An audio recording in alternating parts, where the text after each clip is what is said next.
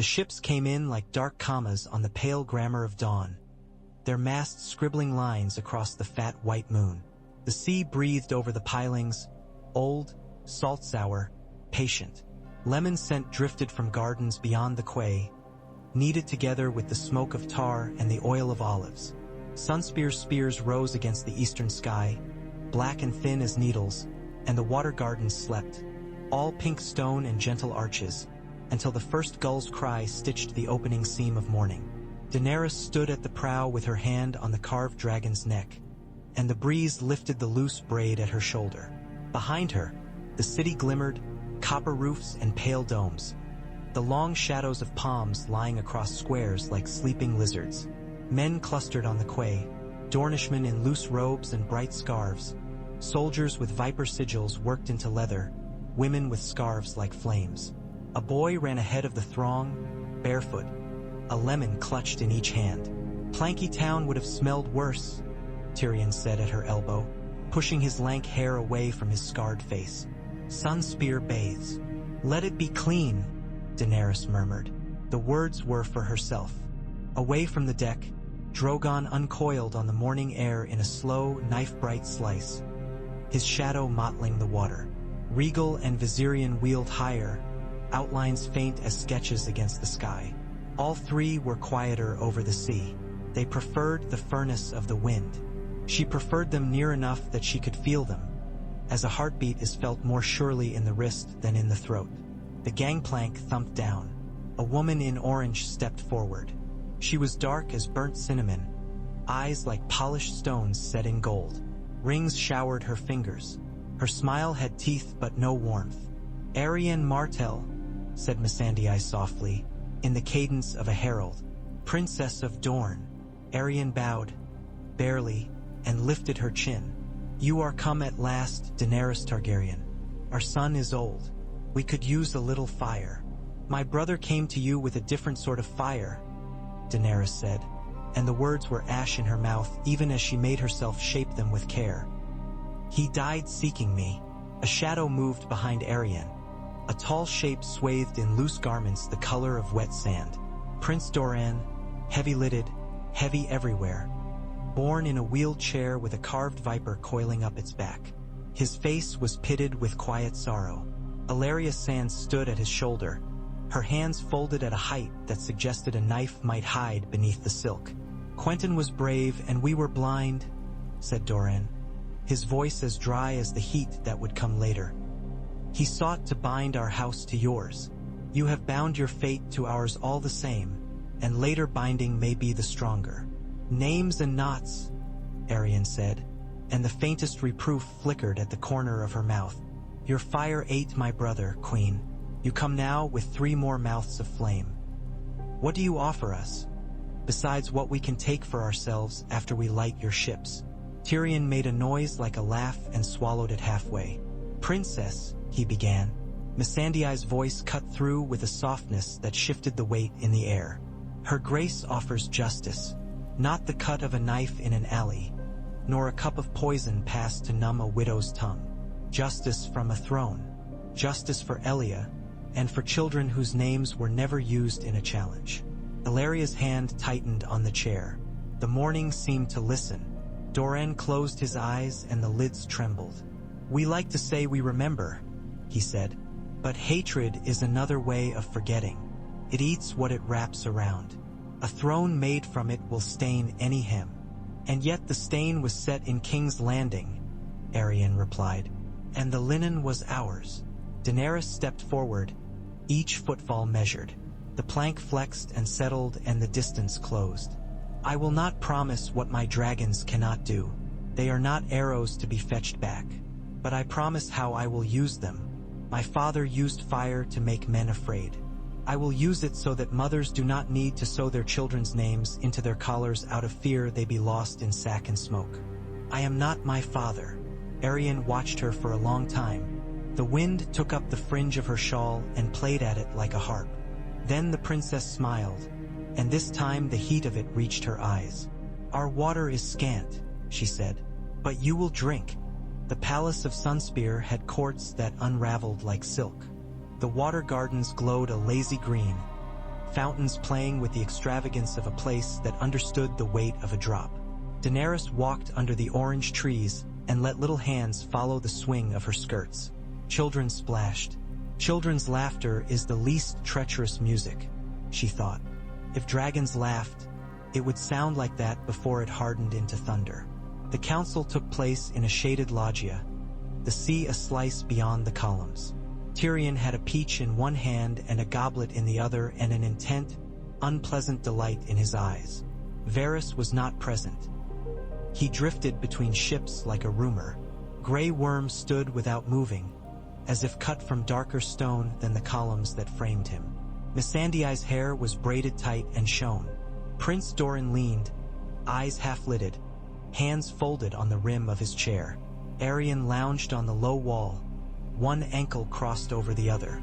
"There are 2 roads out of Dorne," Tyrion began. "2 if we are not counting the sea. The Boneway leads to the Stormlords, who have eaten steel for breakfast since the Undulls decided their gods liked this soil better than the one on the other side of the sea. The Prince's Pass carries us toward the Reach. The Reach is softer on the tongue and harder on the tooth. Their banners are many and heavy, and their orchards hide more archers than you will expect." "You speak of fruit," Aerion said. "I think of thorns." "The Tyrell Rose has cultivated many," Tyrion agreed, "and one, Thorne in particular, Randall Tarly, does not like dragons, Dornishmen, or anyone shorter than he is."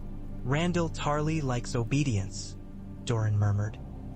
"He thinks he embodies it."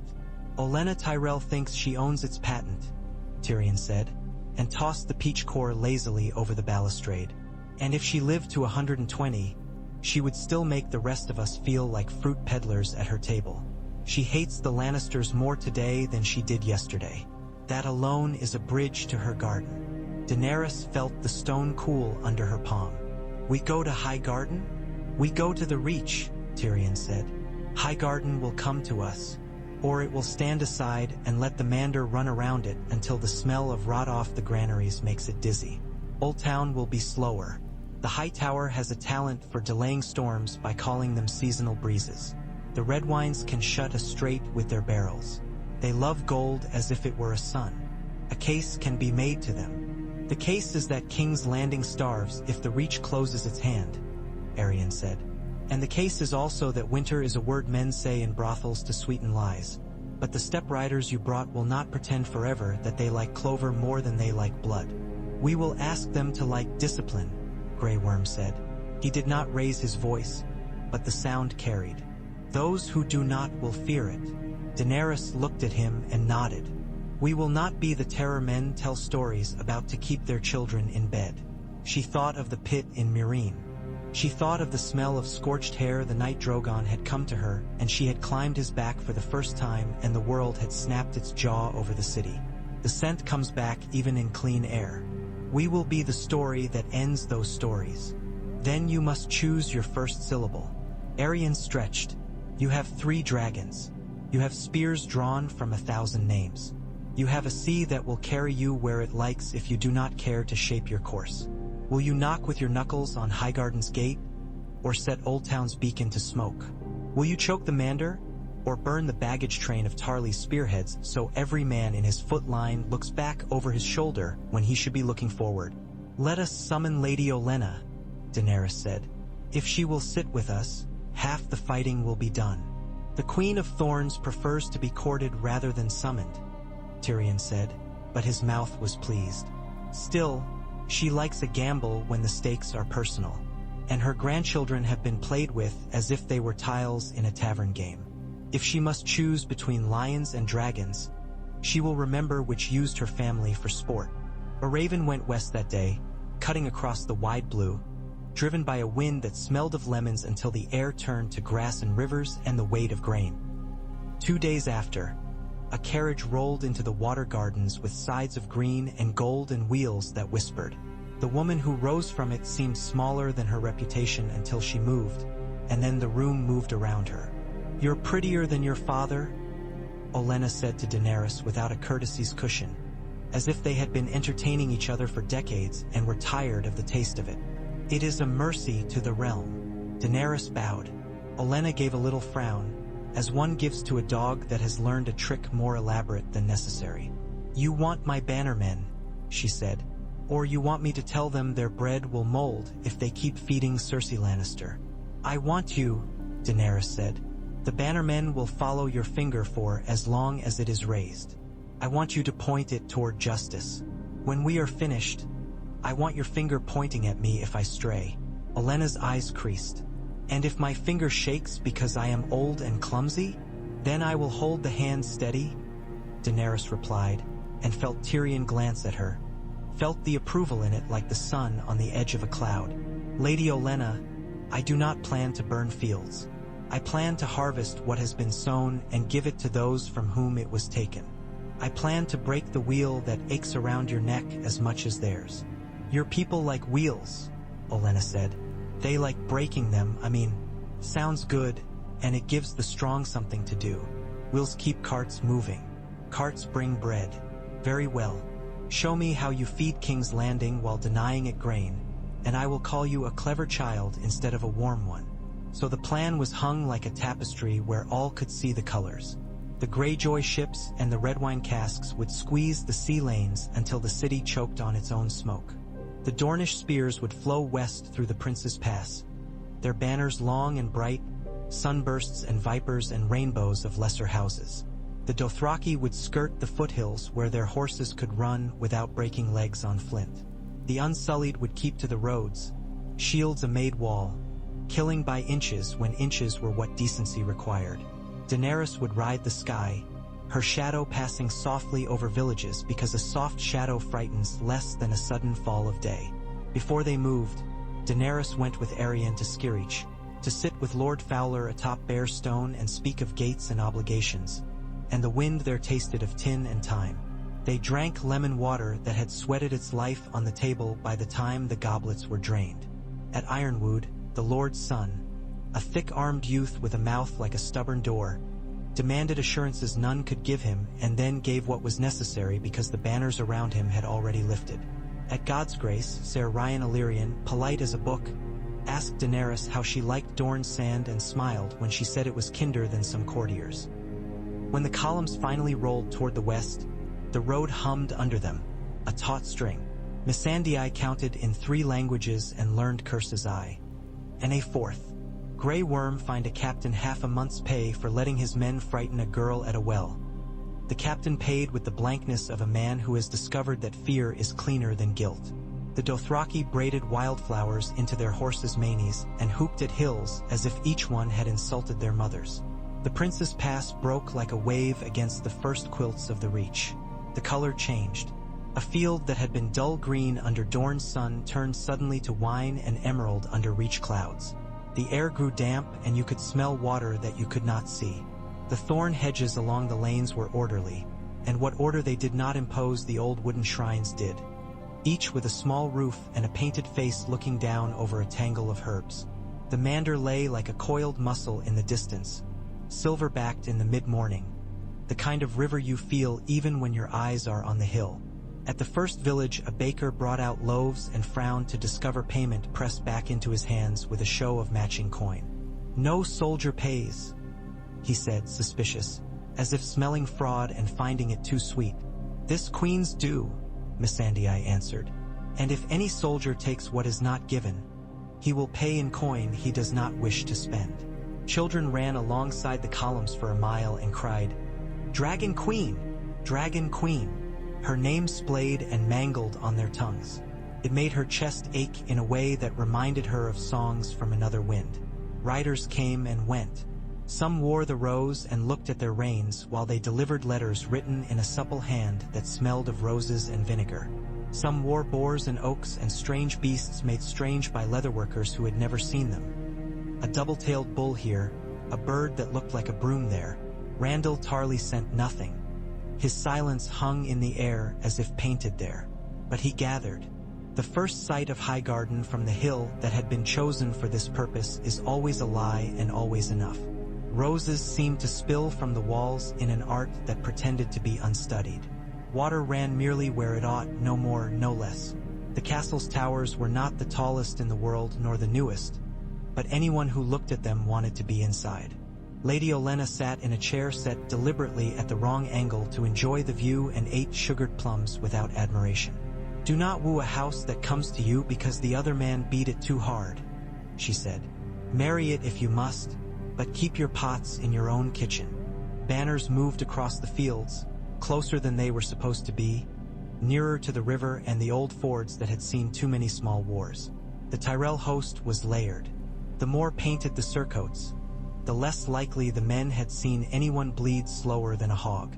Those with duller shields tucked into better lines and watched the wind.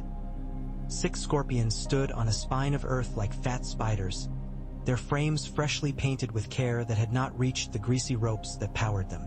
Beyond them, far beyond and lower, were wagons that had already moved 3 times that morning so a scribe could count them again after miscounting them twice. Daenerys watched from the saddle, the leather warm under her thighs. Drogon settled on a low slope with the grace of a cat deciding no longer to stretch. Regal and Viserion circled. The air tasted of mud and something else. She raised her arm. Grey Worm did not look up when she did. He looked at the angles of the lines. "Lady Olenna," Tyrion said, "this is the moment when a bad idea will feel like a great one. Do you have a good idea?" Olenna asked. She flicked at a plum skin as if it had offended her personally by insisting on its ancestors. "Do not set the field on fire," Tyrion said to Daenerys, and the cork in his mouth was gone. He looked old suddenly. "Burn what must be burned to end this faster than a man can shape a history from it, and no more." A messenger came, breathing hard, dust cake at his lips. "Horn Hill riders among the vanguard," he gasped. "Tarly himself. He bids you meet him or face what you think you can't." "Men who ask you to meet them mean to make of the meeting a story," Tyrion said. "Randall imagines himself a chapter title. The Unsullied will wear him down. The Dothraki will break his right. The dragons will make his god fear him. Men fear most what sneaks behind their back," Grey Worm said. "Unsullied will take the hedges. We will break through where they do not think a man can fit." It began. It always begins as a confusion too loud to hear. The lines moved, and men who were once boys moved with them, and some of them had written letters to mothers that morning, carefully lest their sergeants see how the words shook. The Mander bent the sound, catching it and returning it duller. The first scorpion fired. The bolt ripped a stitch through the sky and missed Regal's wing by a reach. The second scorpion fired. Then the third, undone by their own eagerness and the useless drumbeat of commands shouted by men who had read diagrams but not hunted hares.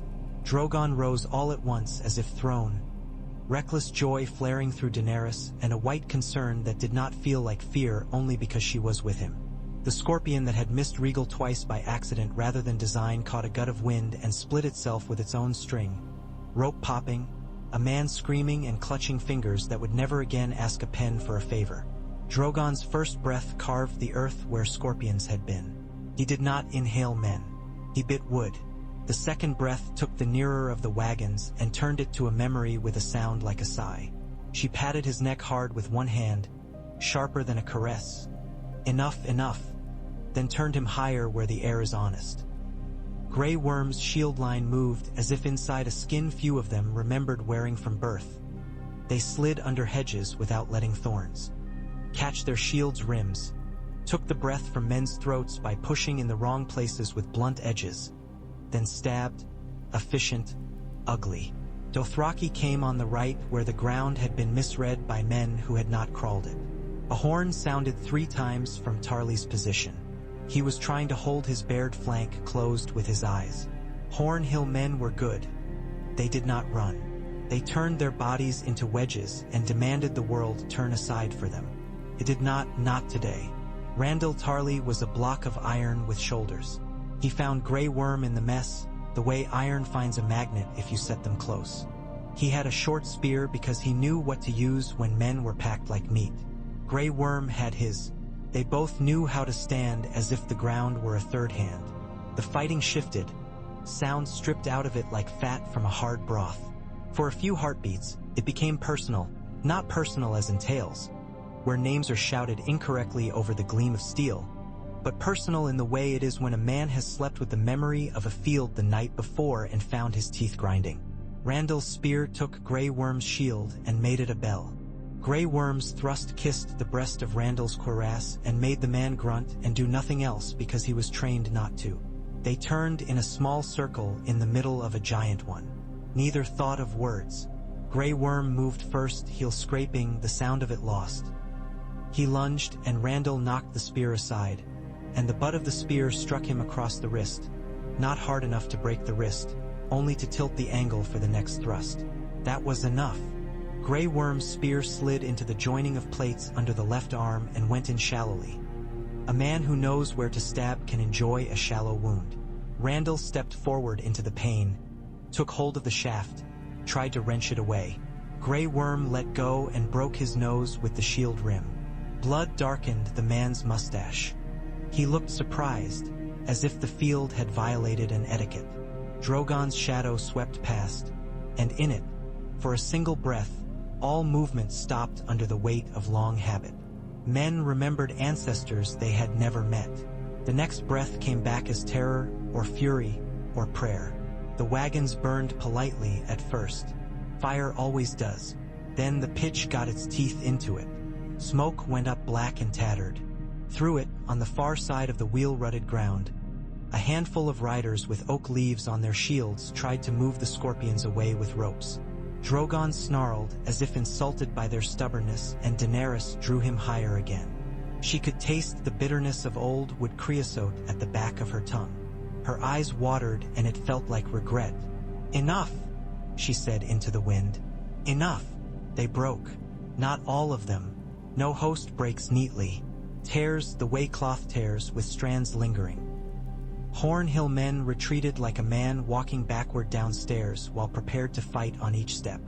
A squire in a green surcoat tried to pull a man in a broken helm up and out of a wheel rut and failed, then tried again, and it took both of them, and his face was hideous with effort, and he would be a knight by the end of the month if he did not go home to farm instead. When it was over, Drogon came down slow. He shook his head until his chains rattled against nothing and lay his jaw against the earth until Regal winged too close and snapped at his face. "Brothers," Daenerys told them, the word soothed not by meaning but by sound. They found Randall Tarly lean-backed against a cart tongue, the left side of his cuirass darkening where Grey Worm's spear had kissed him. He kept his hands on his thighs, open, no sign of yielding. Dickon stood in front of him, looking green around the mouth, hands empty and not wanting to be. His sword lay on the ground beside his boot as if it had given up first. "You could have surrendered," Tyrion said, and bled from an ear where some helpful sergeant had pulled him off a tangle of reins too quickly. Randall looked at Daenerys, not at Tyrion. "Tarlys do not bend the knee to dragons. We bent to a stag when honor asked. We bent to a lion when stupidity demanded. There is a piece of us left that bends only when ground gives under it." "Then stand," Daenerys said, not unkindly. "Your feet will do you no good, but let them hold you while you decide whether your son wastes his life or his father's pride." Dickon flushed purple. She did not envy him. Grey Worm stood to her right, silent, cheek swelling. The swelling made his face look like another man's face for a moment, and then it was only his. Tyrion pressed a cloth to his ear and said, careful and dry, "Your sword on the ground is a better argument than any I will make. It is not honorable to throw your house away because you mistook a torch for a banner." Randall looked at the sky. The smoke was spreading in long streaks. "Send us to the wall. I will not kneel to foreign fire." "The wall is not punishment," Daenerys said. "It is protection. We will show it respect by sending men who can be trusted to hold it, not men who think snow absolves them of pride." "You will burn us then?"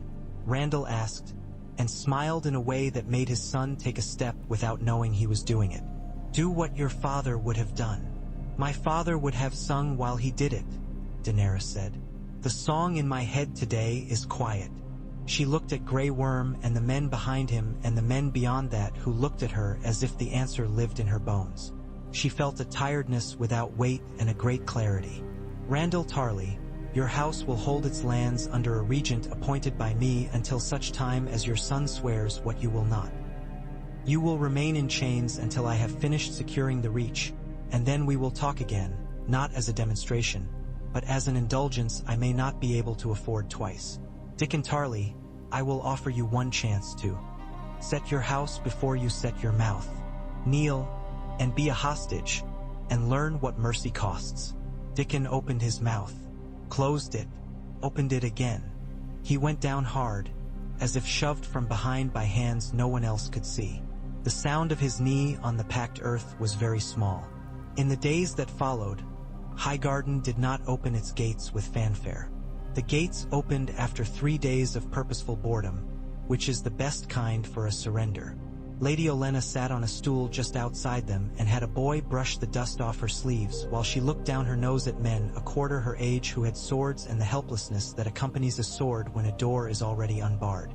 "You will not pluck the place," she told Daenerys in a tone that suggested she had caught her hand half inside the larder. "If one hedge is pulled, 10 will be replanted, and people will be able to smell the theft for years."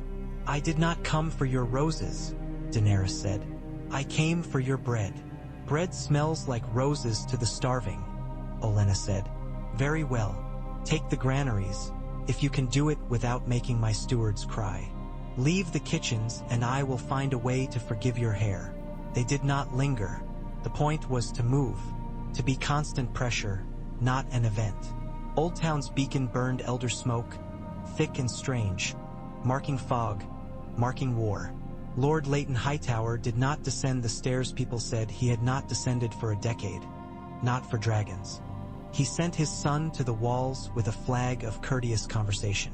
Baelor Hightower had a face meant for apologies and a mouth that looked like it would keep any promise once made. "Old Town trades," he said. "We will trade." The Citadel rang its bells not for prayer but for order. White cloaks and gray robes moving like herons when the tide goes out, half grace, half habit. Half the certainty of men who know what they do and what it should be called. In the Citadel, by the glass candle that did and did not burn, a round boy with clever hands coughed ink into his sleeve and tried to pretend it was a laugh. "The Queen in the South," Samwell said. "It has the shape of a title. I do not dislike it." Gilly dipped a corner of cloth into a bowl and dabbed a black stain from the cuff of his robe. "You always like words before you find out the weight of them." "I like words because I can carry many," Sam said. "Better than I can carry a spear." He thought of his father. He would always think of his father and of the word mercy as if it were a bird that sometimes nested in an open hand and sometimes left it bleeding. "If she does not burn the city," he said to the candle that did not burn, to the air that did, "she will be the first in a while who did not." They met Baelor Hightower on the river road because Old Town disliked being seen to open gates and preferred to let things slip in and out like well-bred cats. The Hightower glowed across the water, a tower that had decided it was a lighthouse because men had boats to keep and lives they wanted to call important. Ships lay in the whispering sound like small thoughts in a large brain. The Redwine fleet clustered among them, barrels stacked like jewels. "Lord Redwine will sell to anyone," Tyrion said. "It is a virtue when you're not someone." Paxter Redwine himself came ashore wearing a cloak the color of wine when it has stood too long and oils at the surface have started to pool. His twins hovered at his elbows, alike and making a game of their father's shadow.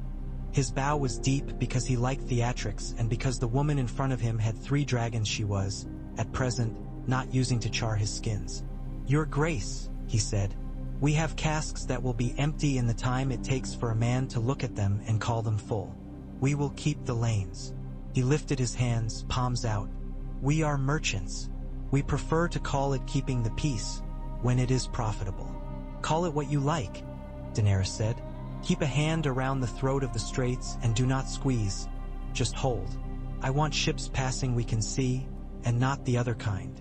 The kind who think a name is a flag," he said, and his smile showed a crack he tried to hide with habit. "There is a kraken loose." "Euron," Tyrion said softly. "He wears his madness like a perfume and thinks we cannot smell the rot beneath it." "Men who drink only saltwater see visions," Paxter said. "We will outrun him when we must, and bargain when it suits better." He made the sign a man makes when he thinks the gods like to see his fingers move.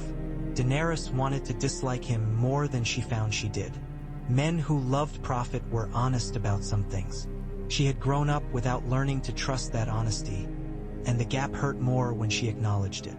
Old Town decided it had not been besieged, which is to say, it made ceremonies to hide the fact it had chosen a side.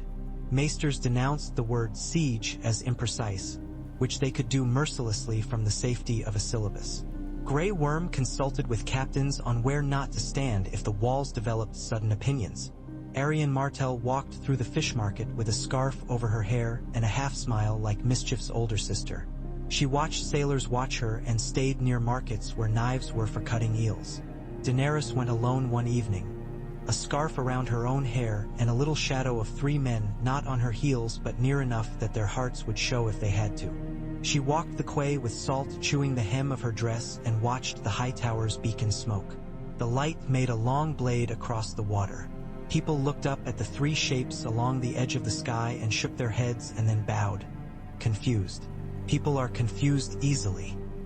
Tyrion once told her that a famine looks like politics until it stinks, and a plague looks like rumor until it kills your cousin. A girl sold paper marigolds near the base of the tower, a basket brimming with flamboyant lies. Daenerys gave her a coin and did not take a flower. The dragons wheeled above, the sound not yet fear. In the bronze of the evening, her own reflection in the water seemed someone else. A woman with tired eyes and ash at the corner of her mouth, who had not eaten fire but had breathed too much of it in trying to keep the air for others clean. They ate with Baelor Hightower in a chamber that pretended not to be as rich as it was. He kept his napkin folded politely and never put his elbows on the table, even when his father's voice drifted down from the parapets in snatches like a man talking to books. "We ask you not to break our libraries," Baelor said. "Break our coffers if you must. The coffers will forgive you. The books are more parochial. Books have been cut for kindling by better men than I," Daenerys said. "And worse, I will not be either of those. Thank you for trusting that when I say I come to take no thing a child needs, I include the sort of thing a child might need when she is 40. Spoken like a man who has never been 40, Olenna grumbled. You will find that a woman requires different books. If I live, Daenerys said, surprising herself with the way the words slipped out and how little they asked in return. She looked at Missandei and saw the tightness across her friend's mouth. Remembered it meant sleeplessness more than worry as other people balanced it. Winter, Sam said to Archmaester Ibros in an argument that was not disrespectful and not successful. The ravens say it is not a word in a song. It is on the road. Queens are useful when it is on the road. Queens, Ibros said mildly, are useful when farmers, carpenters, mothers, sailors, and old men who play Sivas are useful. Sometimes less. Sam looked at his hands. Sometimes more, when dragons are attached. Daenerys read the reports from the city where she had been told she was a birthright. Cersei Lannister paraded cruelty like a necklace and thought it made her neck smaller. Jaime Lannister's silence had a shape.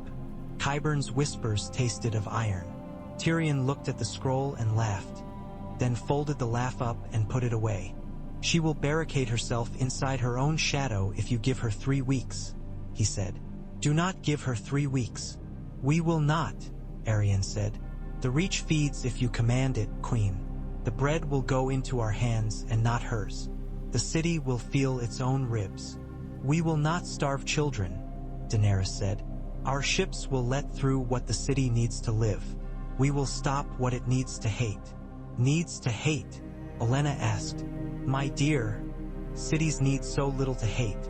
You give them 1 apple with a worm and they will hate 100 orchards. Daenerys smiled, faint, painful in the way of a muscle used in a new way. Then let us give them bread without a worm. The nights in Old Town hum. Even in war, the river talks to itself and boats talk to pilings, and someone coughs and someone sings. She walked the outer wall with Grey Worm and heard his breath the way one hears a man remembering a rhythm. They looked out across the marsh where ghost lights are lies and real lights are worse lies. You were never a boy here, she said softly. No, he replied. In a place like this, A boy knows where to run.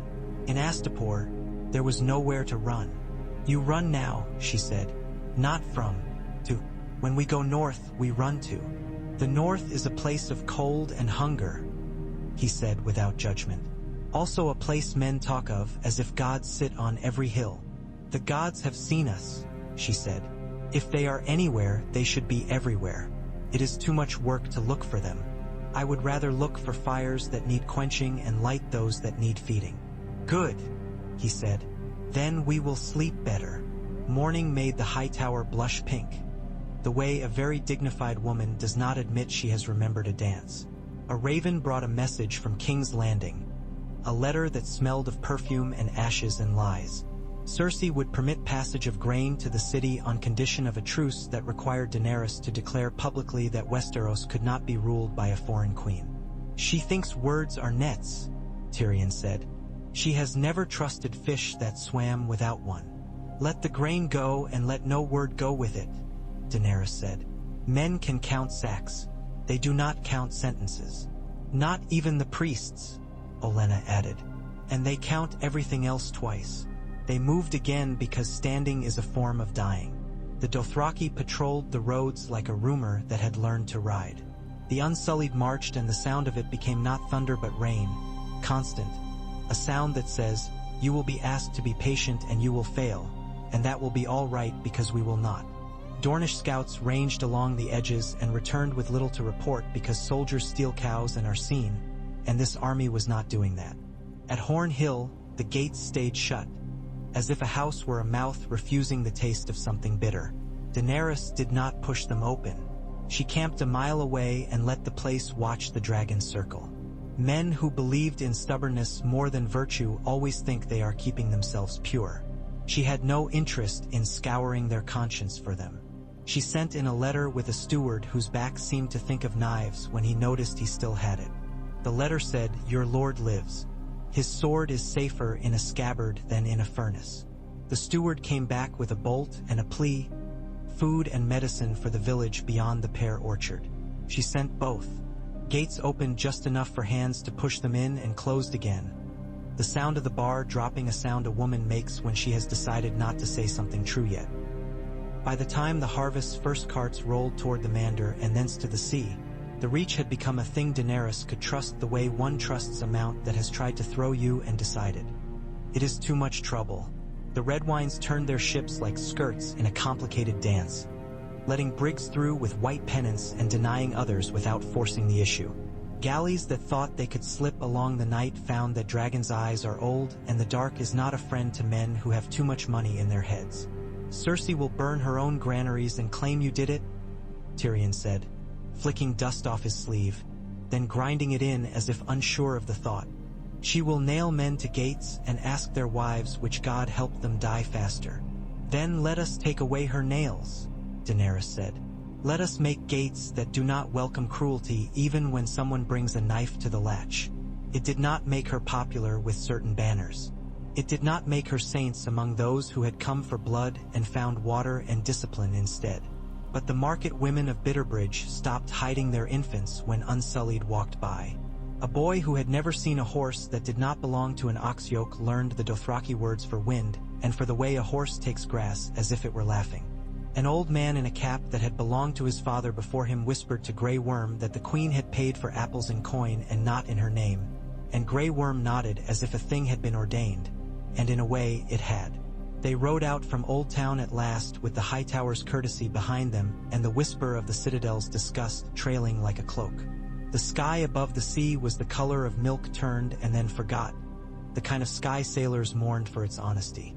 They would sweep along the coast, past the Shield Islands, past the mouths of rivers that thought they were more important than their towns, and in time, turn their faces to the black mass of King's Landing, and the hill in the middle of the city where stones had listened to too much pride. Before they went, Daenerys climbed to the top of the high tower because she wanted to prove something to herself. The stairs were more than numbers. The platform at the top was small because the air likes to pretend there is not enough of it for everyone. The beacon roared. It was an old fire, a careful fire. Men below fed it with wood that had been cut at moon timing and dried under eaves.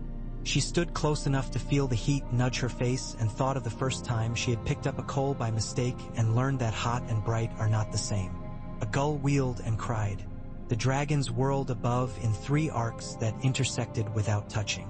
Tyrion reached the platform behind her, breathing not at all like a man who disdained motion. He stood with his hands at his back the way one does when trying to let the wind think you are dignified. Aegon the Conqueror came here and the high towers knelt, he said. He flew his dragon around the tower 3 times and called it respect. Then he made a speech. It was a good speech. He had the advantage of arriving before anyone had decided they disliked him. I do not want the high towers to kneel, she said. I want them to stand up and see the same horizon I see. What do you see? He asked. The wind took his hair. For once he did not push it back. I sometimes think I see only stories. It is a curse. It is also a calling. She looked north, past where the river went gray, past where the roads turned to threads. Bred enough that a woman does not have to choose which of 3 children dies first in winter because that one is small and eats less. Fires that are tended instead of thrown. Children who are not used as declarations. Men who are not taught by leaders to call mercy weakness and cruelty caution.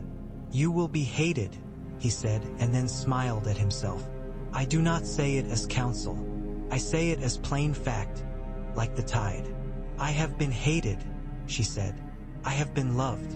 I have been both by the same people, and sometimes the hate was softer on my skin. He looked east toward the desert that was not now. He looked west at the sea that was. He looked at his hands. I will speak truly, he said, and she laughed because he had never done otherwise when it mattered. You did not burn them. It would have been easier. It will be harder now. They will make small betrayals because small betrayals feel like survival. But you will sleep. I do not sleep much, she said. I dream. And the dragons? They sleep when I sleep, she said, placing her palm near the beacon and then taking it back before the heat could scold her. But their dreams are not mine. That is a relief. They came down from the tower into a city already practicing the politics of generosity, which is to say calculating how much it could afford and which words made the numbers prettier. The army coiled like a snake that knows it is watched and has decided, out of courtesy, not to strike this moment. The Dothraki wheeled horses by the fish market and women with baskets of mussels laughed because it felt like punishment for husbands who snored. The Unsullied did not smile, but men smiled when they watched them because there is a quiet incompetence that warms like a kitchen. Arianne and Olenna leaned over a map and argued about where glory grows faster. Missandei sealed letters with calm. Daenerys mounted.